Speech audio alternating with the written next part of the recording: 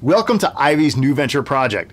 In this episode, we're going to talk about developing your solution and strategy. This is what we've been building to in steps 1 through 4. Now you might be wondering, why is solution and strategy step number 5? Well, firstly, the solution is often revealed by conducting research, sound research, in steps 1 through 4, which were identifying the problem or need, exploring customers and markets, understanding competitors in industry, and studying the ecosystem factors. Secondly, starting with the solution biases your thinking. If you convince yourself that the solution is a hammer, then the market problem can only look like nails. Don't commit yourself to a solution too early. Now, solution and strategy means two things. What is your product or service solving for your customer's problem or need? And what is your go-to market strategy for getting the product or service out to your customer? In order to build the go-to market strategy, think of the 4 Ps. Let's talk about the first, P, product definition. Product starts from a list of features which are factual statements about your product. For example, you might look at size, power, storage, color, format, connectivity, and packaging. When you sell the product to your customer, you do so on its benefits. These are factors that are solving your customer's problem, such as runtime, versatility, value, cool, easy to use, etc. You should also consider your augmented services such as delivery and credit, installation, after-sale service, warranty, etc. But don't spend too much time on this right now because for a startup, customers rarely buy products based on after-sale support. When thinking of your product, think in terms of expanding as you go as well. In terms of the following: product, a single individual solution to a market problem. Product line, a set of individual products that are closely related. And product mix portfolio, the set of all product lines.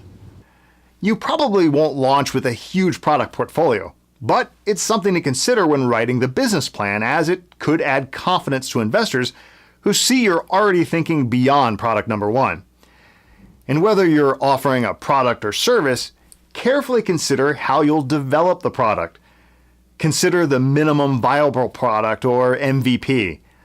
An MVP is a version of your product that you can validate with customers with the least amount of effort and cost. Here's a word of caution. Developing an MVP is a good long-term strategy, but an MVP is a learning tool and may be a bad final product. MVP strategies are very popular right now, but poorly understood. Instead, consider the exceptional viable product, EVP. And go ahead and check out Rand Fishkin's blog at moz.com for more information. He recommends you keep MVP in-house for use as a learning tool, using the MVP to build and offer the EVP as your main product. Either way, remember to build product development strategy with care. The second P is pricing. It's based on solid market research, so don't guess. You need to consider 2 important points regarding pricing. Firstly, price levels. How much are you going to charge for your product or service? For example, $9.99 for one and $15.49 for two. Secondly, price structure. What are the underlying components of the price level? For example, are you adopting a multi-part pricing? Say, for instance, that the total per month for cable, phone, and internet is $300, with $100 per month for internet, $150 per month for cable TV, and $50 per month for phone and long distance. Pricing levels tend to be flexible, but price structures often follow industry or market norms. There are several strategies to help you develop a pricing strategy. For example, if you're a new entrant, you could consider keeping your price low until you've established your product in the market. This is known as penetration pricing. Remember to carefully consider your pricing strategy.